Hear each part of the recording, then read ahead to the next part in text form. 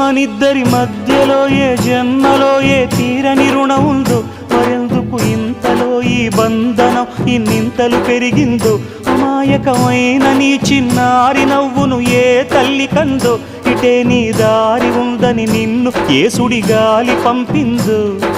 పాపం పుణ్యం దేవుడికెరుక, పేదకు దొరికిన బంగారు కణిక, పాలు వెన్నా లేవని అనక ప్రేమను తాగి తెరగవెసిలక. వలేసే పాడు లోకం కంటపడక ఉండు నాయనక, ఇలా నా గుండెలోనే గువ్వల కొలు ఉండిపోయింక. ఇటే పోస్తే ఎమున్నైనా నిలేస్తానే, మరింక ఏ కీడు నీ వంక రాలేదు.